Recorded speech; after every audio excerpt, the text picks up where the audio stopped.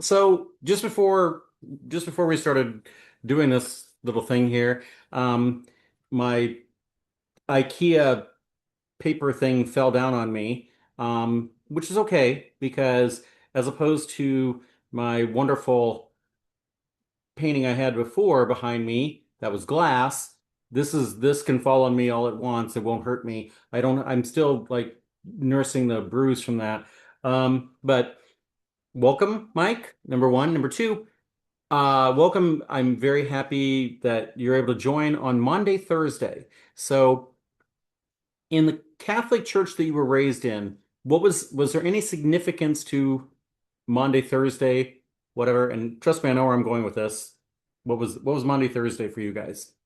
Well, yeah, it's a commemoration of the Last Supper. So it's part of the Triduum, right? Holy Thursday, Monday, Thursday, Good Friday, and Easter Vigil on Saturday. So yeah, it was one. So a lot of people go to Mass for there's a Holy Thursday service, which has a special element, and that is that in the Catholic Church there is never a Mass on Good Friday. You can't have a Mass on Good Friday.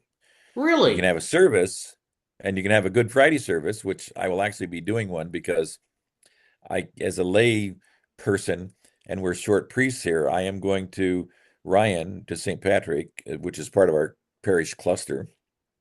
There are four churches in it: Ryan, Delhi, Manchester, and Mechanics or Masonville.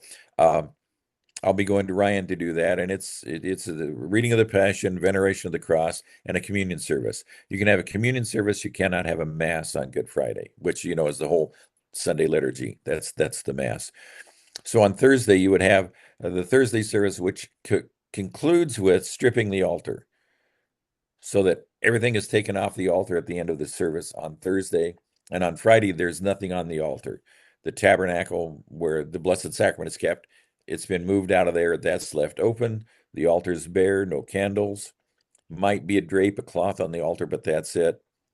And then when you do the communion service on Good Friday, you have to go get communion out of a tabernacle, which is not in the church proper. It's called, a tabernacle, a position of repose where it's kept. You bring it in, do the communion service, return it to that, and nothing is there until Saturday when the altar is then um, redressed for the Easter Vigil, which happens Saturday night. Another long service because you got to deal with the fire, right? The light of the world and so forth, the Easter fire, sharing that light, those candles throughout the church. And then, probably a litany of the saints. I'd have to look at the whole thing. Litany of the saints and a mass. Music comes back. The Gloria has not been said as a part of the mass. If I think you Lutherans say a Gloria. Okay, you don't We say do the that at all oh during. yeah, yeah, the long, yeah, yeah, yeah, Yeah, we you do. don't say the Gloria during Lent. There's a big that will be done to music um, on the Easter Vigil. So that's another long service. So you got a Thursday night service is fairly long. The Friday is long because you're going to read the whole Passion. That's quasi long. Saturday's a long, known as a long service. And Easter Sunday, because you can attend Mass on Saturday night with Easter Vigil, people don't necessarily have to go to Mass on Sunday because they will have done what's called the anticipated Mass Saturday evening. When do Catholics okay, the premise of my question was the fact that in the Missouri Synod Lutheran Church, um, all good little Lutherans are getting confirmed today. So Monday, Mm. Thursday is when confirmation concludes, and they're wearing their white robes and going up and getting confirmed. Um, when do Catholics? I know you guys do it much younger because we do it basically in eighth grade, and I know the Catholics do it much younger. But like, what is No, this? they don't. They don't. No. In Ohio, they did eighth grade. Here, they do it your junior year. Oh, and in Newhall it was much younger. In Newhall it was much younger. Mm. Well, Anne when was we when we confirmed in when we third moved to grade. Ohio, Caitlin was a 10th grader and she didn't get confirmed in Iowa because we moved her 10th grade year. Well, okay, they may have changed things, but Anne was confirmed in third grade. You So sure you're talking first communion for their third grade? Oh, that's usually a Okay, first grade thing. maybe I That's interesting. look. I'm not Catholic, so perhaps there's a difference there, and I just don't know that difference. I'm not. So. Um. Yeah. Okay. Yeah. So, but back to Monday, Thursday. So Monday, Thursday is the big thing in the Lutheran Church, and then for us, Good Friday is. I'll be honest, I don't remember ever going to a Good Friday service. If I ever did, I'm sure I did when I was in high school because I was really into it. The best thing that we have, like the one day a year that I had no problem getting up super early was going to the Easter sunrise service. So we would have the 6 a.m. service and anyhow, and they'd have trumpets blaring. It was like the New Hall Church would be absolutely packed full. And then afterwards, it's where I fell in love with quiche because the women made fantastic quiche and it was just like so I that was the one service I was like looking forward the one day every year because I'm so not a morning person. It was the one day every year that I was able to wake up early and be happy to wake up early because I'm like I'm gonna get good quiche and I really liked the trumpets blaring and really liked, so yeah, I'm into the pomp and circumstance of Of high church. yeah. That's what you call high church, yeah. Catholics will confirmations probably happen by now. Usually happens in somewhere in the last month or so. The Archbishop has gone around to do all those or sent his representative um, to do that if he hasn't gone out. So that happens at this time of year, but not Holy Thursday. The one the one really depressing news piece that I read this past week that just made me seriously, I welled up and cried when read it. So again, New Hall Church is Missouri Synod. My sister Miriam has gone on to living in Ventura, Iowa, near right next door to Clear Lake. Anyhow, she is part of the ELCA, Evangelical Lutheran Churches of America, ELCA, the two big synods in Lutheran churches, ELCA and Missouri Synod. Since 2008, both churches have seen a decline in people going to church, but the decline in the ELCA is twice that of Missouri Synod. And they tie it back to the fact that in 2008, the ELCA came out in favor of gay marriage. And Mm, that Missouri Synod, Missouri Synod won't let women touch money. Missouri Synod won't let women serve on any board. Missouri Synod, I mean, we are however right-wing people think Catholicism is, Missouri Synod takes everything that Catholicism does bad, in my opinion, probably yours too, and takes it 8 times worse. It is just, again, I will never ever set foot in the New Hall Lutheran Church again. Will not happen. That part of yeah. my life when I after we buried my father, like this is never happening again.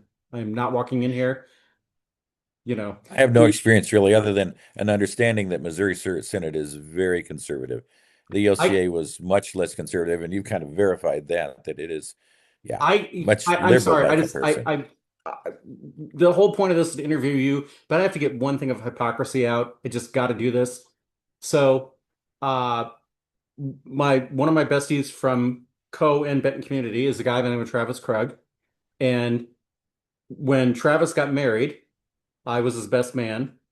And the minister like went on this long rant during the service about how woman cleaving to the man and how homosexuality has ruined blah blah blah blah blah blah. Not even 5 years later, he got arrested in Schaefer Park in Cedar Rapids, basically blowing a guy in the park. And my dad is such a good man that dad was like, maybe, maybe he was just walking through the park and had to pee. Maybe it wasn't really, it was, he got arrested for indecent exposure. And I was like, Dad, nobody goes to Schaefer Park. No man goes to Schaefer Park with the goal of just walking through the park. It is the gay hangout of Cedar Rapids. And Dad was like, oh. Had no idea. Steve, Steve talking with you was always an education. If For me, I guess I've led a very sheltered life. If there is a theme that we're having going here, it is that you have led a very sheltered life, and so and I appreciate that. I'm not upset about it. I think it's pretty great. Um, okay, so back to trying to but okay, but let's continue on this theme. To what degree did your religious upbringing with Catholicism impact your ability to do like how do you think it's impacted you in your doing your job as a director and doing what you've done? Well, that's an interesting question. Um, I don't relate the two. Oh, come on. I They're not really don't. I was an older boy, so I guess I was used to being in front of people. Stephen Colbert, Okay. Stephen Colbert is nobody has memorized more. I'm so happy that another good piece of news in the past week is that he's going to write the next Lord of the Rings movie because Hmm. as a good Catholic boy growing up in South Carolina, he lost two of his brothers and his father in a terrible accident. And so to understand his world, he went deeper into Tolkien than any other person alive ever does. Nobody will ever beat him in any trivia thing on that. But he also went really deep into Catholicism. And so he also could probably beat pretty any Catholic on anything. He knows he can cite verses off the top of his head, and he often does it on his show. So I, I'm No, not how buying did I I'm get not into buying theater? your thing that it's not connected. I'm not buying it. Well, okay. Two things can be true. You're not buying it, but I don't know how I can connect it. How did I get into theater? I attribute all that to my high school theater teacher. It was good. She just said it was, I told you I went to a big school, right? 1,500 kids, three grades, 530 in my class. Huge class by comparison. I mean, there are schools that are bigger, yes, but in Iowa, that's a pretty good sized Oh class. yeah, yeah, yeah. That's So, and I wasn't a jock, so I was a drama jock. I mean, it was a place where, like I believe theater does in any school, it gives students validation and a place to be and a place to excel. Because every kid's got some place where they can do. They can be an auto mechanics. I don't care. You can do the competitive auto mechanics if they have that in your school. You can be a great welder if you want to be. You can be a great athlete. You can be a musician. And I was a vocalist, so I was in choir and I was in theater. And those are the places that I got validated. I got success. I felt good about it. So I attribute it more to that than my upbringing in the church because that's where I got involved. I did well, got recognition, got parts in plays, got to know my director. In fact, my director, Elaine Smart, I don't know if I mentioned, her husband was a regional sales rep for Jostens. You know who Jostens is? Just a minute. Johnson's. Yeah, Johnson's is the ring place, the ring company. High school. Yeah. Yeah, the high They school. did Yeah. rings, yearbooks, all that stuff. Okay. I'm sure he did very well Oh yeah. financially. Oh yeah. Yeah. So, Yeah. so Yeah. this is 1965, probably the fall of 65, spring of 66, my senior year. Mrs. Smart, I've got some postnasal drip, which is going to make this tough. Hmm. It's okay. You know what she drove for a car? She drove a lime green, well, no more like pea green, um, cooked pea green, 56 T-Bird with portholes. Wow. If you know anything about cars, how Yeah. many No. seats? Two. And that's not a front and a back, that's a two-seater. She said Look. to me one day, my car needs gas. Here are the keys. Here's my credit card. Go down to the gas station, fill it up with gas. And back in those days, you could have also got a pack of cigarettes for her and a beer, telling the person that, Yeah, that she there were wanted the them. rules Yeah. the rules back then. And I mean this is kind of true in our era too, in my era, that there were things that you could be like, this is look, I need the pack of smokes for my dad. It's not for me, it's for my dad. And they'd be like, okay, in small town Iowa, that was if If they you knew know you. who, yeah, if they know who it's Yeah. for, they're like, okay. So, um, But no, that happened once, right? It didn't happen often. It happened one time, but Mrs. Smart was cool that way, and that's where I got into that. You want another story? sure. We're sitting at my senior year, the awards banquet for the thespians, and how was it? I said lay instead of lie, and she said, "I'll tell you how you'll never forget. You lay a woman in bed, you lie in bed." Oh, lay means put her place. Okay, all right. That's been a long time. That's been 60 years ago. Uh, yeah.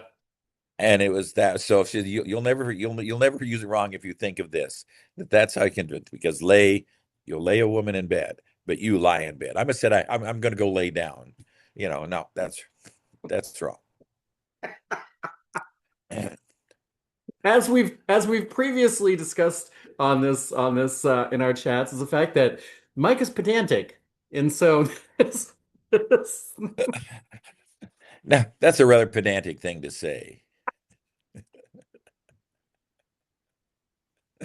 Yeah, uh, I am the guy. I am the guy that criticizes all the newscasters. Every now yeah, and then I'll go on a tirade on Facebook. Right now I would like to take the Channel 7 newscaster and coach him because I think he has never read his copy until he delivers it and realize he replaced Ron Steele a long time, 60 years or whatever. Ron Steele right, was at Channel 7. The new guy, his phrasing is so bad because he is reading it, I swear, for the first time. right, And it would be, you would recognize that being in speech, like, no, you right. would never do it that way. And I hear other people that I much prefer to listen to because they have a smooth delivery and they phrase things. And he speaks rather slowly and doesn't seem to understand that you can make more meaning if you phrase it. When he does something that's impromptu or an advertisement or something he's going to lead a tour out to Yellowstone and that area.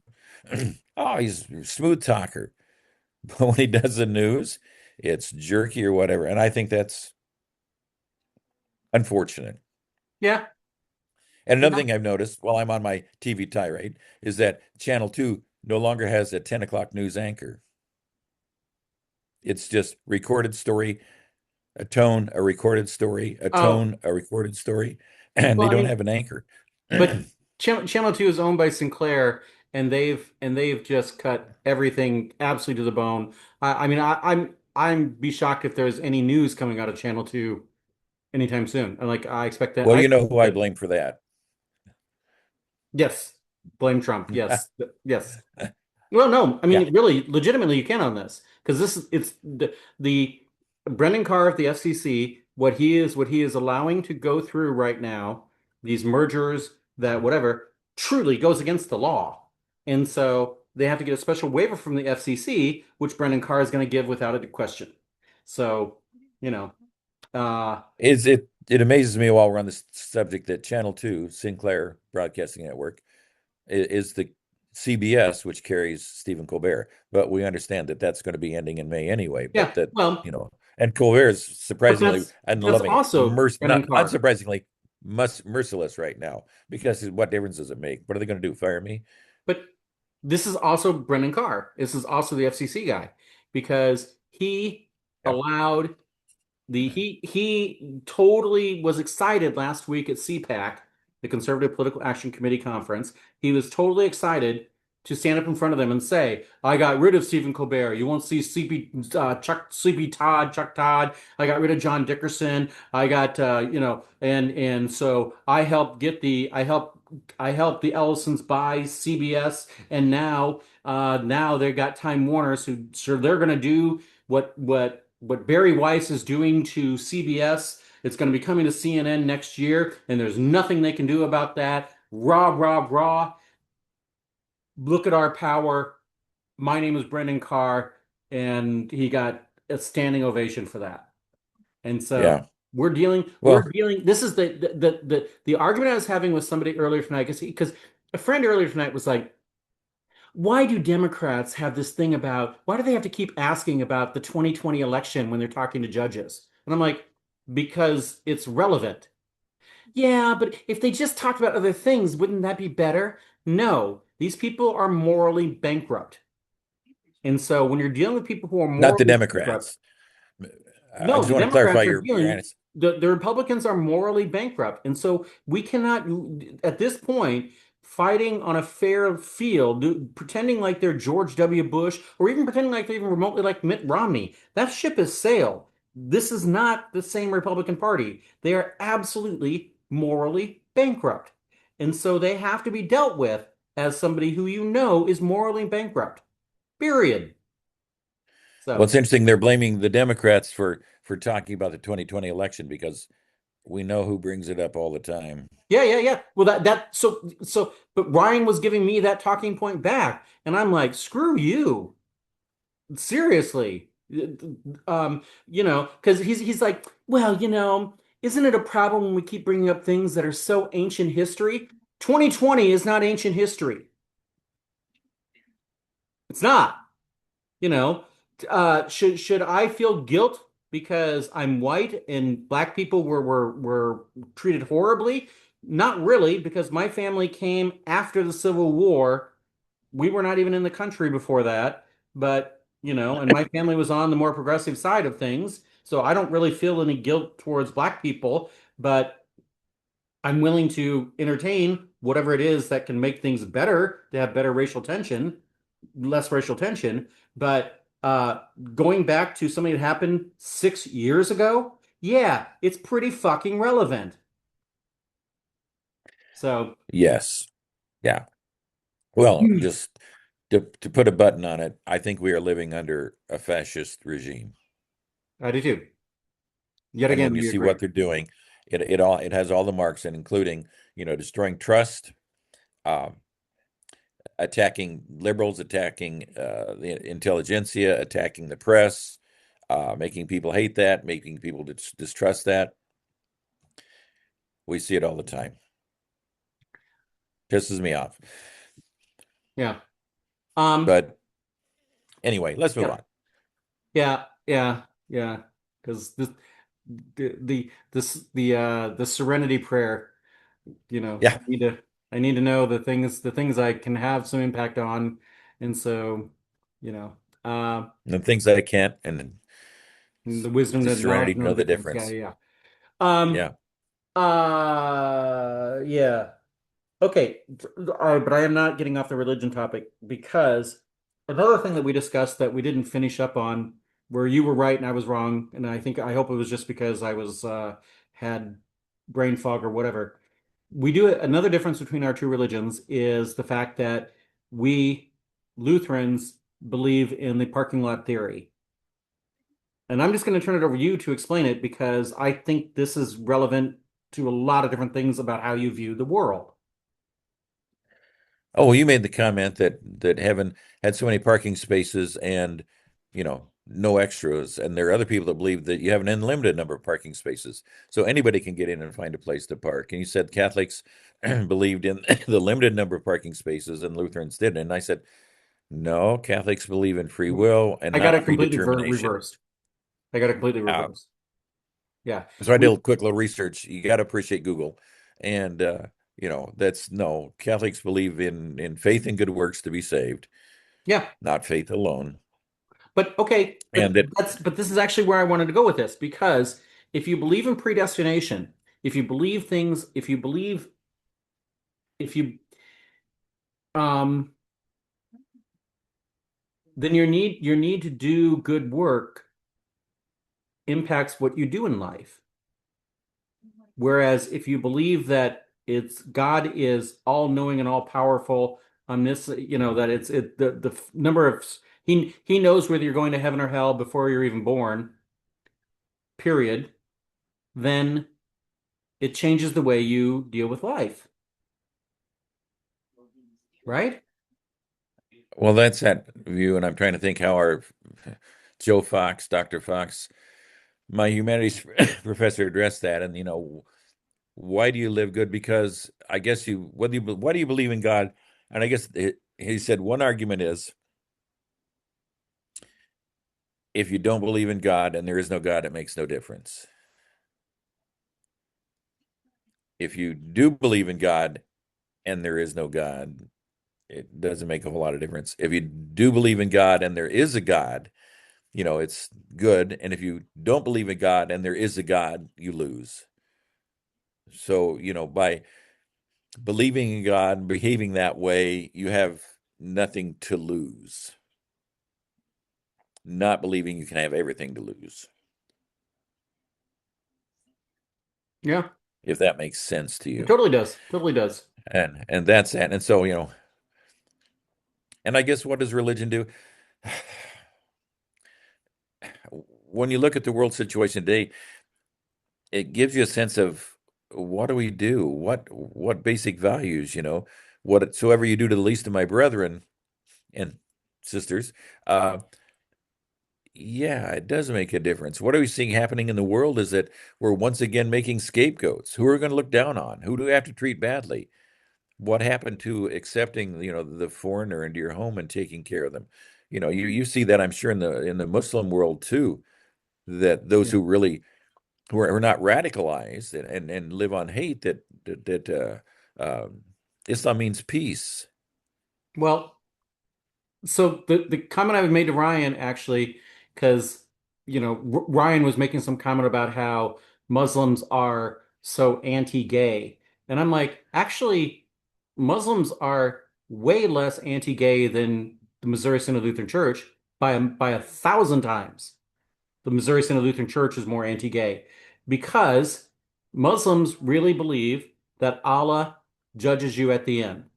And so, it's not my place to judge you. It's Allah's place to judge you. I can tell you what you're doing is wrong. I believe it's wrong, but I'm not here to judge you for that. And Unless you're a member of the Taliban. well, okay, but They're right. So the there are so Missouri there are Synod, crazy the Missouri Synod Muslims. of Yes, there are crazy yeah, yeah, Muslims, exactly. but we have insanely crazy Christian zealots. I mean, so The American Taliban. yeah, we have yes, exactly. And so I'm like, yeah, no. And again, to anybody watching this, the Mother Mosque of North America is located in Cedar Rapids, Iowa. Just got to give that shout It out. is. And uh, you know, I I always try to stop by and bring something back from here to there and take it anyhow, because I really do. Really? Yeah, yeah, yeah. It's there is a um I mean, it's look, for people here, they're like, really? They get excited when I show them pictures of the Mother Mosque and that this is what's available in Cedar Rapids, Iowa. Um, one of my students literally made a visit. She was visiting a friend in Iowa, and she made a side trip to Cedar Rapids just to go there to see it. So Hmm. I was like, Hmm. yeah, yeah. Um, anyhow, the point I was making to Ryan is that I really, in no world am I going to become Muslim, but no world am I ever going to be Missouri Synod Lutheran, period. So, Yeah. um, yeah. Um, okay, that's enough. What else? Is there anything else you want to talk about religion wise? Because this is the religion episode. Is there anything else that you feel like, I would hope that whatever we do, we all try to do our best, that we treat others with respect. We treat others with love, and we understand that hate gets us nowhere, right? Uh, you get in a pissing contest, and everybody gets pissed on. When you yeah, hate, it's only going to generate hate. that was And I appreciate That was that one of my we, that was one of my mentor's favorite phrases was pissing contests are no fun, both sides get wet. That was one of his yeah. favorite phrases. Um, okay. So we'll wrap And this the up new with pope, I got to hand it to the new pope who speaks yeah. pretty good for treating others Oh, well. oh, I think I'm not again, I'm very America-centric. I think there's a reason why he got chosen as the new pope. I really do. I think there was a connection there that they're like, this is a guy from Chicago, the guy, is the right guy to deal with Donald Trump. So Well, realize there is there is a highly conservative branch in the church too. yeah, there You is, know, I know, they're there. but even they had to be like, we don't know about the Trump guy. I mean, anyhow, I'm We not hope. not pretending to know what goes on inside the walls of the Vatican, but okay. Anyhow, to wrap this up, do you have a question for me? Um, yeah. uh, when I remember you in high school, I remember you really wanted to be a weatherman. Yes, Tell yes, me about your quickly the yeah, yeah. 90-second progression of jobs from leaving high school with that So intention to what you did to what you did to where you are today. Um, so yeah, I don't know why I didn't. If I hadn't gone to Coda major in economics, I'd have gone to Iowa State and majored in meteorology. It's as simple as that. I met Bill Spellman at Co, and so I knew I was going to Coda major in economics. Had I not, I'd have gone to again, my first choice was actually go to the Air Force Academy, but as we discussed before, my eyesight was terrible. That wasn't going to happen. So the second choice was meteorology. Then I met Bill Spellman, went to Co. Um, after I graduated, and after anyhow, when I left my PhD, I got kicked out of, I'm not even kicked out. The PhD program I was in ended at the University of Iowa. And so I could either go to another school or I could just accept a master's and move on with life. And so that's what I did. And so I then went on to work and manage weather offices in Dubuque, Sioux City, and Norfolk, Nebraska. And so I did that for 5 years, aviation weather, loved it. I am a weather geek through and through. It's you know, I'm that's why I was following the weather today as you're going through your day. This is that has never left me, and I'm still reading METARs. METAR is the aviation, you know. So one, okay, this is a good place to end this. The one thing that truly blows me away is every time they do a snow measurement, it's crazy ridiculously off. Just is. And it's because everybody gets excited to hear a big number. And so when I was working at the Dubuque office, the sheriff's department in Dubuque would report every storm would report twice as much snow as I reported. And I actually got a call from the National Weather Service in Davenport asking me if I'd be willing to up it. And I'm like, no, because I did it accurately. And we also have the way of measuring by the, anyhow, there's multiple ways to measure snow. I'm doing it accurately. They're not. Mine stands. And so but now that that office is closed and now it's reverted to the sheriff's thing, I won't believe a single thing that comes out of the Dubuque or Cedar Rapids because the same thing happened there. I don't believe snow reports anymore. Just don't. So that's a good place to end Okay. it. Really good talking to you. We'll get back to you in a minute privately. Bye guys. See you next Bye week. bye.